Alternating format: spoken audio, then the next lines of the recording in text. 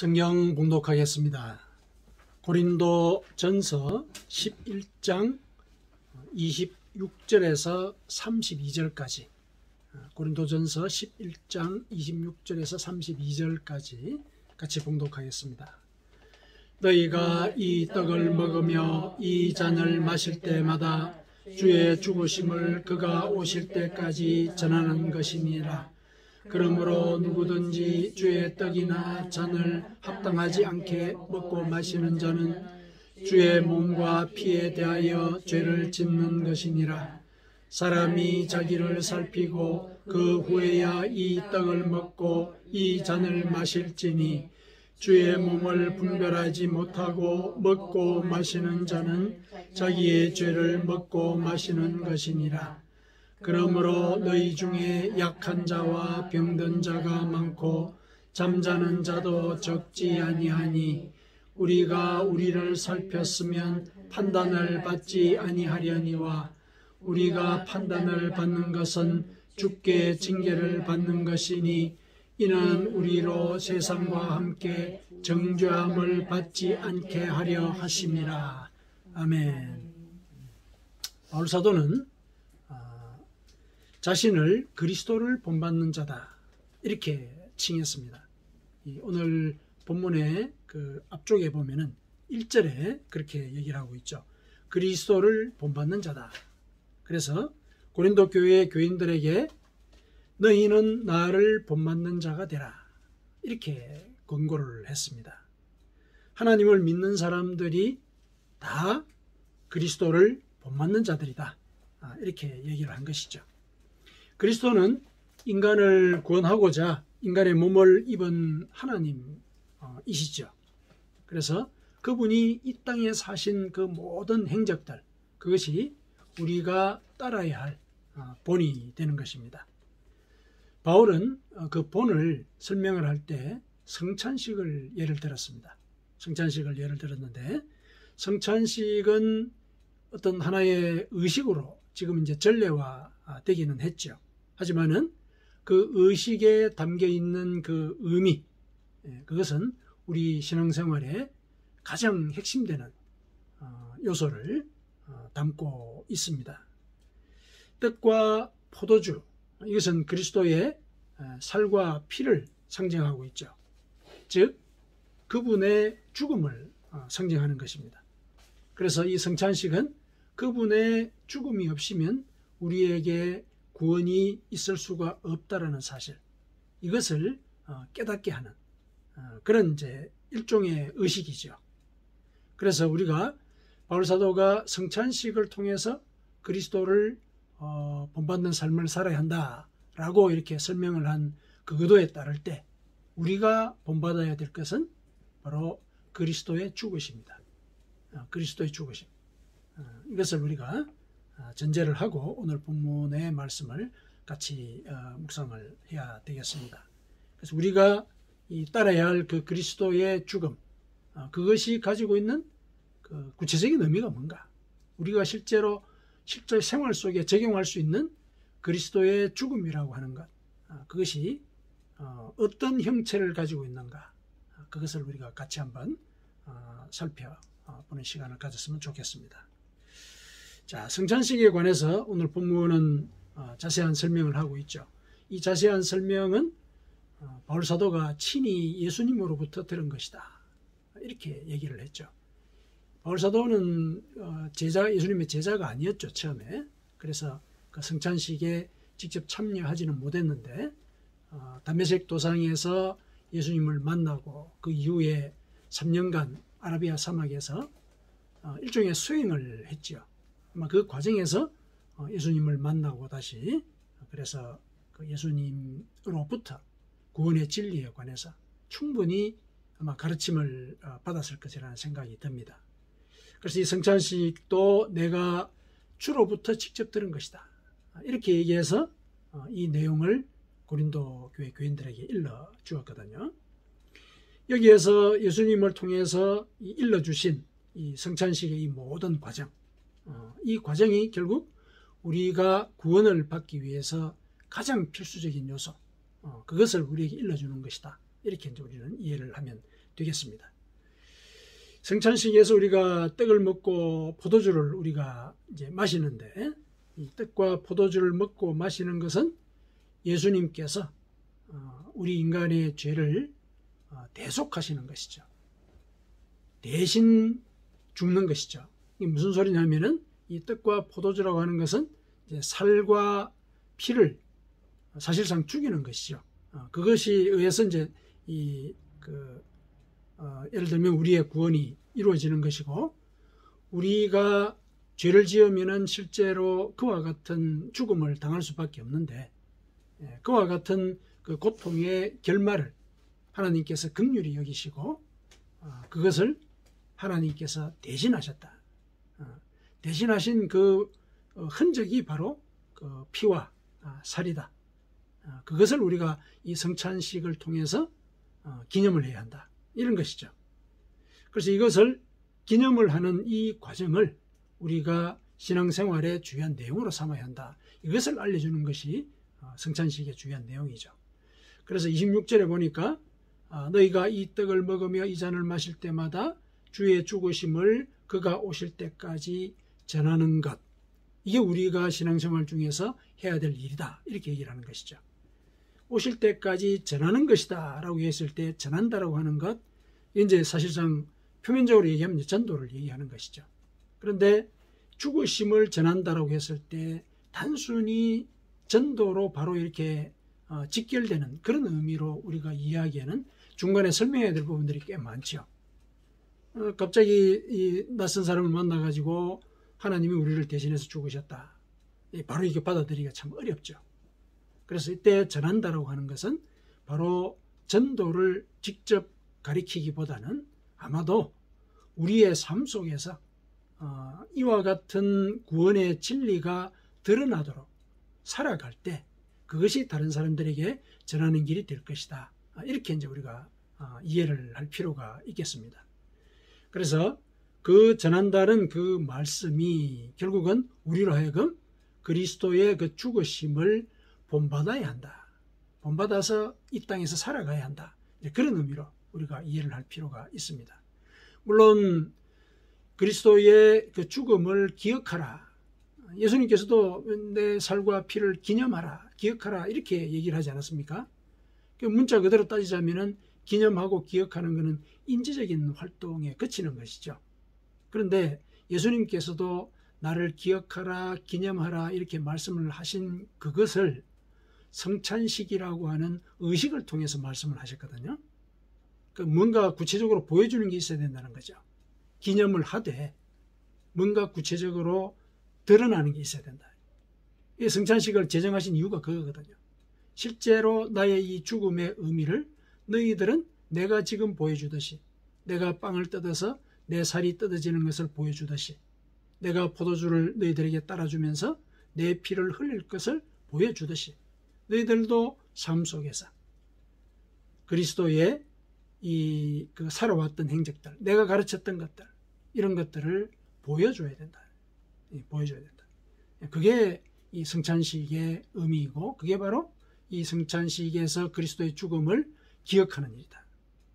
그걸 이제 우리가 분명히 하고 들어가야 되겠습니다. 그때 이 성찬식을 할 때 주의할 게 있다고 이제 27절에 일러주고 있죠. 그러므로 누구든지 주의 떡이나 잔을 합당하지 않게 먹고 마시는 자는 주의 몸과 피에 대해서 죄를 짓는 것이다. 합당하지 않게 먹고 마시는 경우가 있다. 어떻게 해야 합당하게 먹고 마시느냐? 28절에 사람이 자기를 살피고 그 후에야 이 떡을 먹고 잔을 마셔야 된다. 그랬습니다. 자기를 살핀다는 게 이게 이제 중요하다는 얘기죠. 자기를 살핀다라는 것은 결국 이 성찬식에서 가르치는 그 구원의 핵심되는 요지가 결국 죄와 관련되어 있다는 것. 그걸 기억을 하면은 자기를 살핀다는 것이 무엇인지 알 수 있게 되죠. 자기를 살핀다라고 하는 것은 자기가 하나님 앞에서 죄인인 사실을 인정하고 주님의 살과 피가 우리의 죄를 대속하는 그런 사실에 대해서 감사하는 마음을 먼저 가져야 되죠. 감사하는 마음. 내가 예수님의 대속의 은혜로 구원의 길을 걷게 되었다. 감사하는 마음을 가져야 됩니다. 그래서 늘 성찬을 대할 때마다 우리는 회개하고 감사하는 마음을 가져야 하는 것이죠. 이렇게 회개할 때는 역시 내가 앞으로도 죄의 습관을 끊으며 살겠다라는 다짐도 같이 포함을 시켜야 되는 것이죠. 단순히 그 자리에서 회개하는 이 행위 자체로 그치는 것이 아니라 앞으로도 이 회개하는 마음을 계속 유지하면서 나의 정욕과 탐심에 대해서 내가 주의하겠습니다. 이 죄의 습관을 끊겠습니다 하는 그런 다짐도 같이 포함을 시키는 것이 성찬식의 의미를 우리가 살리는 것이다. 그렇게 하지 않으면 결국은 자기의 죄를 먹고 마시는 것이다. 자기의 죄를 먹고 마시는 것이다. 이것이 바로 결국은 주님의 몸과 피에 대해서 죄를 짓는 것이다. 이렇게 이제 일러주고 있는 것이죠. 그래서 성찬식은 대속의 은혜에 대한 감사와 회개하는 삶에 대한 다짐을 새롭게 하는 자리다. 새롭게 하는 자리다. 그래서 그 사실을 우리가 늘 기억을 하고 있어야 하겠습니다. 바울은 이어서 교인들이 그러한 자세로 성찬을 대하지 않을 때는 화를 당한다. 이 사실도 지적하고 있죠. 30절에 보니까 그러므로 너희 중에 약한 자와 병든 자가 많고 잠자는 자도 적지 않다. 성찬을 자기를 먼저 살펴본 뒤에 성찬을 받지 않으면 영적으로 약해진다는 거죠. 그리고 병도 들고 육신의 병도 들고 그리고 영적으로 잠잔다. 깨닫지 못한다는 것이죠. 가르침을 받더라도 그것이 구원의 길인 줄 깨닫지를 못한다는 거예요. 이런 일들이 생긴다. 자, 이렇게 얘기를 들으니까 이 성찬식에서 나누어지는 떡과 포도주 그 자체의 어떤 영험한 어떤 능력이 있는 것 같은 그런 인상을 주지요. 그래서 그 자체를 신성시하게 되는, 물론 이제 거기에 우리가 의미를 실었기 때문에 그 자체가 신성합니다. 성령께서 축사를 하시고 깨끗하게 하신 것이기 때문에 그 자체도 신성하긴 한데 그 자체가 우리에게 이런 화를 끼친다. 이런 뜻은 아니에요. 이런 뜻은 아닙니다. 그건 무슨 의미냐면은 이 성찬식의 의미를 옳게 이해하고 그 의미대로 성찬을 대하지 않을 때 이런 일이 생긴다. 그런 얘기죠. 먼저 그래서 자기를 살피고 성찬을 대하라 그랬잖아요. 자기를 살피지 않는다는 것은 어쨌든 회개하지 않고 죄의 습관에 늘 매여 있는 그 자체 그대로 성찬을 대한다는 거잖아요. 그러면 그게 저주를 초래하게 되는 것이죠. 자신의 정욕과 탐심을 회개하지 않으면 믿음이 약해질 수밖에 없죠. 자신의 정욕과 탐심을 따라 사는데 어떻게 하나님을 믿고 또 그분의 말씀을 따르려고 그렇게 할 수 있겠습니까? 그렇게 되면은 자기 마음대로 살게 되니까 결국 병에 걸릴 가능성도 크죠. 큽니다. 그래서 영적으로 또 둔감해지죠. 이런 일들이 생긴다는 것이죠. 그래서 이러한 화는 그 성찬의 떡과 포도주가 초래한다는 게 아니라 자기가 초래한 거예요. 자기가. 하지만 이제 바울 사도는 이어서 이렇게 얘기를 하죠. 하지만 우리가 만일 그렇게 판단을 이제 받게 될 수가 있는데 그렇게 되면 그거는 바로 하나님의 징계를 받는 것이기는 맞다. 근데 그렇게 징계를 하시는 것은 우리로 세상과 함께 정죄함을 받지 않게 하려고 그런 것이다. 하나님은 징계를 통해서도 우리가 회개하기를 원하시는 것이죠. 우리가 구원의 길을 끝까지 완주할 수 있도록 끝까지 우리를 포기하지 아니하시는 그런 뜻을 바울 사도를 통해서 우리에게 알려주십니다. 우리가 죄의 쾌락에 탐닉하고 구원의 길을 포기하는 것이지 이런 어떤 외부의 어떤 물질이나 행위나 또 하나님 자신이 우리를 구원받지 못하게 하는 그런 저주를 내리는 것은 아니다. 그것을 우리가 기억을 해야 되겠습니다. 자, 바울이 이렇게 의미를 설명한 이 성찬식은 주의 죽으심을 전하는 이런 목적을 갖고 있다. 근데 전한다는 말씀을 이제 아까 말씀을 드렸듯이 이 전한다라는 것은 주의 죽으심의 그 의미를 우리 일상에서 살아내야 된다. 그런 뜻이라 그랬죠. 우리 일상에서 살아내야 된다. 그게 바로 주의 죽으심의 의미를 살리는 길이고 바로 그리스도를 본받는 삶이다. 그리스도를 본받는 삶이다. 그리스도가 이 땅에 오신 목적이 바로 그 마지막 그 순간, 그 대속의 순간, 그게 그 목적이 완성이 되는 순간이지 않습니까? 그래서 주의 죽으심의 의미대로 사는 것, 이게 바로 그리스도를 본받는 것이다. 자, 그러면 우리가 이제 본받아야 될 주의 죽으심, 이게 뭔가, 그것이 가지고 있는 구체적인 의미가 뭔가, 이걸 우리가 이제 살펴봐야 되겠습니다. 우리가 이제 성경에서 일러주는 예수님의 행적을 이렇게 살펴볼 때, 그리스도가 이 땅에 오셔서 보여주신 주의 죽으심은 실은 2번 죽으신 것으로 우리가 이해를 할 수가 있습니다. 2번 죽으셨다. 첫 번째 죽으심은 뭐냐면은 하나님으로서 죽으신 것이다. 예수님은 인간의 몸을 입은 하나님이시죠. 근데 그분은 하나님이심에도 불구하고 하나님의 본체이신 것을 주장하지 아니하셨다. 그랬죠. 빌립보서 2장 6절에서 7절에 이런 말씀이 있죠. 그는 근본 하나님의 본체시나 하나님과 동등됨을 취할 것으로 여기지 아니하시고 오히려 자기를 비워 종의 형체를 가지사 사람들과 같이 되셨고 하나님의 지위와 권위를 다 내려놓으셨다는 것이죠. 하나님으로서 죽으신 거예요. 하나님으로서. 인간이 되셨다 그러지 않습니까? 인간이 되셨다. 인간이 되셨는데 종의 형체를 가지셨다 이렇게 얘기하지 않습니까? 이때 이 종의 형체라고 하는 것은 몸이죠. 몸. 죽을 몸을 입게 되었다는 뜻이죠. 그러니까 이 몸이 죽음의 종이지 않습니까? 결국 죽게 되니까. 이 종의 형체라는 것은 몸을 입으셨다는 뜻이에요. 인간의 몸을 입으셨다. 그렇게 해서 하나님이 인간이 되셨다. 인간이 되었다는 것은 하나님이 죽으셨다는 얘기죠. 그러니까 하나님의 본체이심을 내려놓으셨던 것. 이게 이 주의 죽으심의 첫 번째 의미입니다. 하나님께서 먼저 죽으셨다. 하나님으로서. 그리고 두 번째, 인간으로서 또 죽으셨죠. 빌립보서 2장 8절에 사람의 모양으로 나타나사 자기를 낮추시고 죽기까지 복종하셨으니 곧 십자가에서 죽으심이라. 인간이 치러야 할 죄의 대가가 죽음이지 않습니까? 근데 그 죽음을 모든 인간을 대신하여 예수님께서 죽으셨습니다. 사람으로서 죽으셨다는 거예요. 사람으로서. 그래서 고린도후서 5장 14절에 15절에 보니까 우리가 생각하건대 한 사람이 모든 사람을 대신하여 죽었은즉 모든 사람이 죽은 것이라.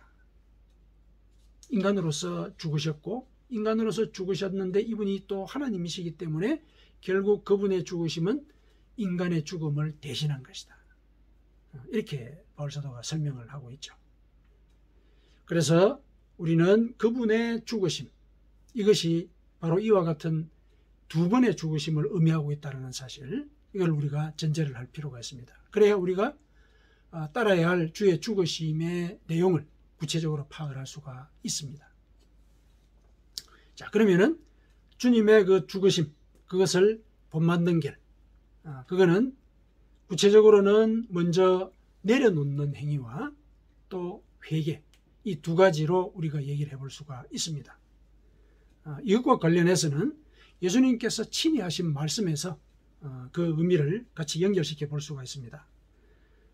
마태복음 16장 24절에서 25절, 이걸 한번 같이 한번 찾아보시죠. 마태복음 16장 24절에서 25절. 여기서 예수님께서 당신의 그 죽으심의 의미를 사실상 미리 제자들에게 일러주셨습니다. 그래서 이러한 나의 죽음의 의미를 너희들이 인식하고 그대로 따라야 한다. 이런 취지로 이 말씀을 제자들에게 미리 일러주셨거든요. 자, 마태복음 16장 24절에서 25절까지 같이 봉독하겠습니다. 누구든지 나를 따라오려거든 자기를 부인하고 자기 십자가를 지고 나를 따를 것이니라. 누구든지 제 목숨을 구원하고자 하면 잃을 것이요 누구든지 나를 위하여 제 목숨을 잃으면 찾으리라. 자, 이 말씀을 하실 때 누구든지 나를 따르려거든 하고 전제를 하셨죠. 그러니까 이거는 결국 나의 죽음의 의미를 그대로 본받고자 하는 자는 이런 말과도 같은 것이죠. 왜냐하면 그분이 이 땅에 오신 그 목적, 그것이 결국은 우리를 대신하여 죽으심으로써 구원의 길을 열어주시는 것이잖아요. 그러니까 나의 죽음의 의미를 본받고자 하는 자는 이렇게 전제를 할 수 있는 것이죠. 그럼 뭘 해야 되느냐? 자기를 부인하고 그 다음에 자기 십자가를 지고 이렇게 되는 거죠. 이 두 가지를 얘기를 하셨죠. 자기를 부인해라. 자기를 부인한다는 게 뭐냐? 우리가 이제 알아봐야 되겠죠. 자기를 부인한다라고 하는 얘기, 구원과 관련해서 자기를 부인한다라고 얘기하는 것은 자신의 정욕과 탐심을 내려놓는다는 얘기예요. 자기를 부인한다. 예전에 하나님을 모를 때는 자신의 정욕과 탐심이 바로 자기 자신이었죠. 그게 자기 자신이었거든요. 그러니까 자기가 원하는 대로 살았단 말이죠. 그게 자기 자신인 거죠. 자기가 자기의 신이었던 거죠. 그리고 자기는 또 나름대로 정욕과 탐심을 쫓으면서 살지만은 나름대로 또 의로운 일도 해왔다. 만약에 그렇다면 자기는 의인인 거예요. 자기가 그렇게 살아왔다는 것이죠. 그런데 자기를 부인하라는 얘기는 그와 같은 삶에 대해서 한 번쯤 돌아보고 내려놓을 수 있어야 된다. 왜냐? 너희들은 근본 본성이 죄인이다. 이걸 깨달아는 거죠. 그래서 내가 의인이다. 이런 생각을 내려놓는 것. 내가 하나님 앞에서 죄인이라는 사실을 인정하는 것. 이게 바로 자기를 부인하는 것이다. 내가 하나님 앞에서 죄인입니다. 저는 정욕과 탐심을 쫓아서 저를 주인으로 삼고 살아왔던 그런 존재입니다. 이걸 고백하는 것. 이게 자기를 부인하는 거예요. 자기가 옳게 살아왔다 이게 아니라 저는 하나님 앞에 죄인입니다. 이 사실을 고백하는 것, 이게 자기를 부인하는 겁니다. 이게 실은 이 구원의 첫걸음이지 않습니까?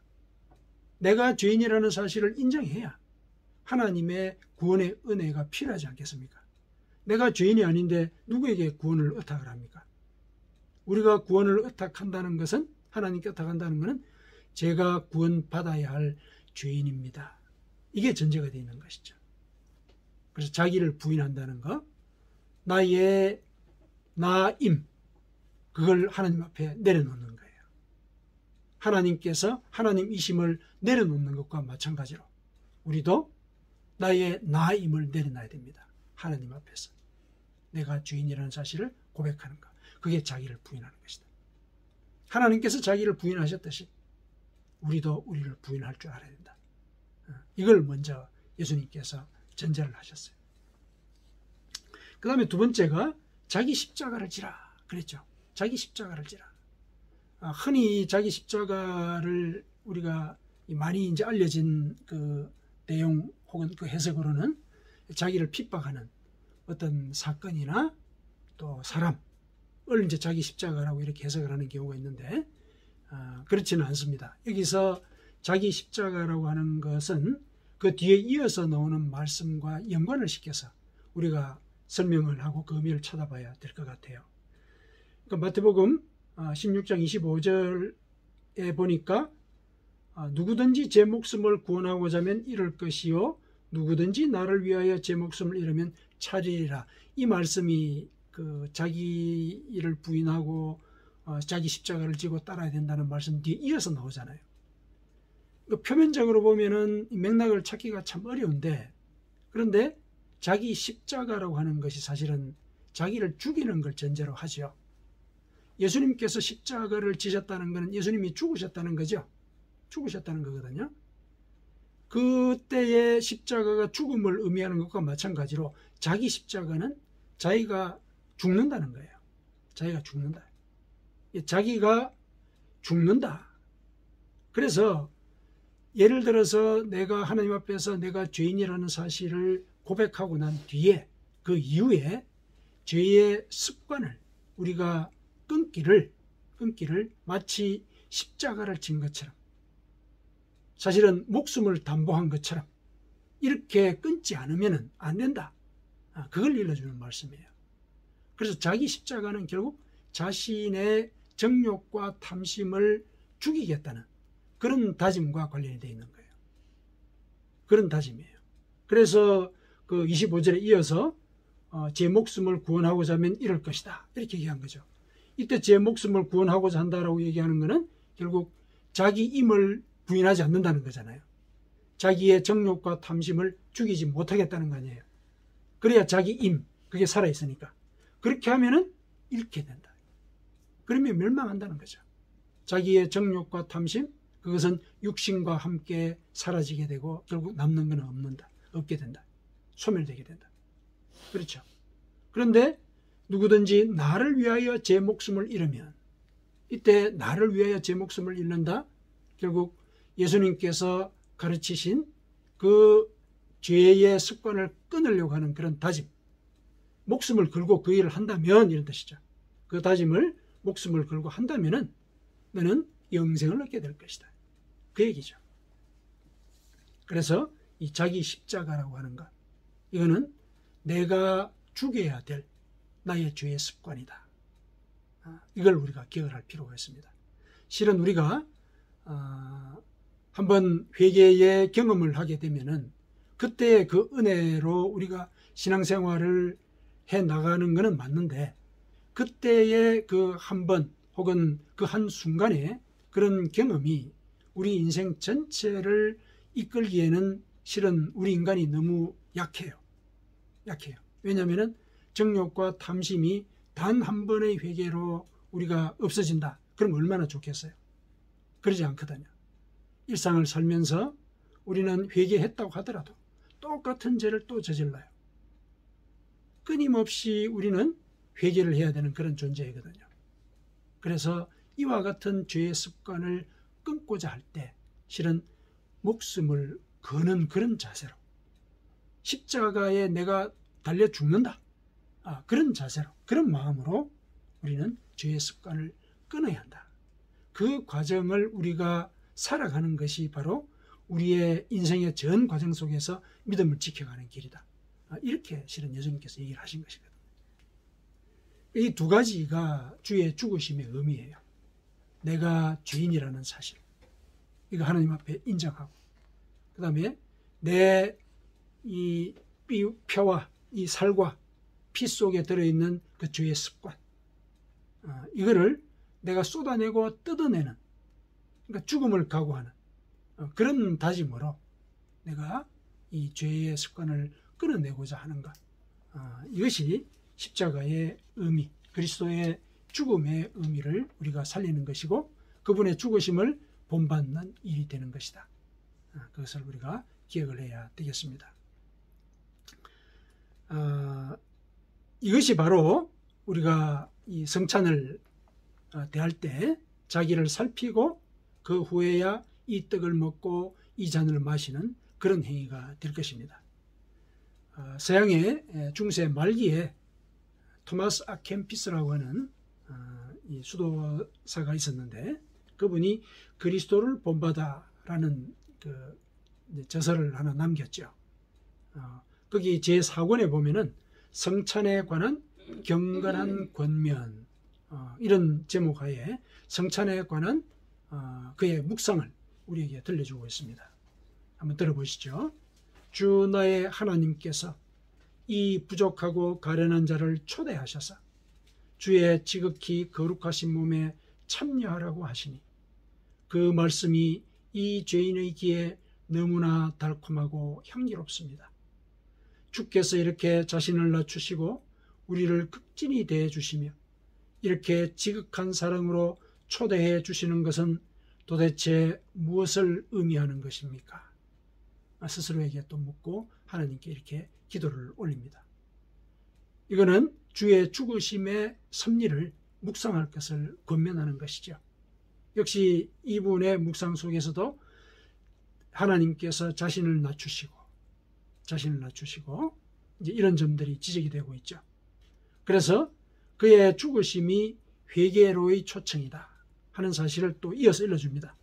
주님, 내가 처음 죄를 짓게 된 날부터 이 시간에 이르기까지 주 앞에서와 주의 거룩한 천사들 앞에서 저질러온 나의 온갖 죄악들과 범죄들을 주 앞에 내어놓고 주의 속죄의 제단 위에 올려드리오니 주의 사랑의 불로 그 모든 것들을 태우시고 사르셔서 내 모든 죄의 더러움을 씻어주옵소서. 이렇게 얘기를 하고 있습니다. 이 토마스 아켐피스의 이런 성찬에 대한 묵상, 여기도 역시 우리가 그리스도의 죽으심을 본받는다는 것이 무엇인가, 그 사실을 분명히 두 가지를 일러주고 있습니다. 물론 이제 우리가 이와 같은 과정을 살아갈 때 이 시행착오를 겪습니다. 우리는 죄의 본성을 타고났습니다. 그리고 하나님을 알기 전에 우리가 가졌던 정욕과 탐심의 그 뿌리가 우리 속에 늘 남아있죠. 그래서 우리가 그와 같은 정욕과 탐심을 합리화하고 또 과거의 자신에 대해서 단호한 태도를 취하지 못하는 그런 경험들이 많습니다. 때로는 이제 그러한 정도가 심해서 하나님의 징계를 받기도 하지요. 하지만은 하나님께서 그렇게 징계를 하실 때 우리가 깨달아야 되죠. 깨달아야 됩니다. 반드시 또 징계뿐만 아니라 그 위에도 다른 방법을 통해서도 우리에게 또 가르쳐 주시죠. 성경 말씀을 통해서 또 설교를 들으면서 또 여러 성도들과 만나는 과정 속에 자신이 어떤 부분에서 하나님 앞에 자신을 살펴봐야 될 것인가 일러주시거든요. 그런 마음이 들 때 지체하지 않는가, 이게 중요하죠. 지체하지 않는가. 그랬을 때 우리는 점점 더 그리스도의 죽으심을 본받는 삶을 살아갈 수 있게 되고 거기에 더 가까워질 수 있게 되는 것이죠. 물론 이제 우리의 의지로 그런 일을 하게 된다, 굉장히 힘들죠. 하나님은 약속하셨죠. 너희 혼자 힘으로 그 일을 하게 하지는 않을 것이다. 예수님께서 우리를 고아와 같이 내버려두지 않으시겠다. 그 얘기가 그 말씀이죠. 그 말씀대로 우리에게 성령을 보내주시지 않으셨습니까? 우리 속에 성령이 계시거든요. 성령께서 그 모든 과정에 동행하시면서 우리를 격려하십니다. 그분의 격려가 느껴질 때 지체하지 않는 것. 그것이 우리가 주의 죽으심을 본받아 올곧게 구원의 길로 걸어가는 그런 길이 되겠습니다. 사랑하는 성도 여러분, 우리는 그리스도를 본받는 사람들입니다. 그리스도가 인간을 구원하기 위해서 하나님의 지위를 내려놓고 십자가에서 죽으신 대로 우리도 그분의 본을 따라서 우리가 하나님 앞에서 죄인이라는 사실을 인정하고 그리고 죄의 습관을 단호하게 끊어내는 회개의 역량을 길러야 하겠습니다. 그것이 우리가 세상과 함께 정죄함을 받지 않는 길이고 그분이 다시 오실 때까지 우리가 이웃에게 그리스도의 복음, 구원의 복음을 전하는 그런 길이 될 것입니다. 성도 여러분, 우리를 죄에서 구원하신 하나님의 은혜를 묵상하며 감사하십시다. 우리가 죄의 습관을 끊도록 격려하시는 성령의 인도대로 진실하게 회개하도록 노력하십시다. 그리하여 세상 사람들로부터 하나님의 자녀로 칭송받고 하나님께 영광을 돌리는 삶을 사시기를 축원합니다. 아멘.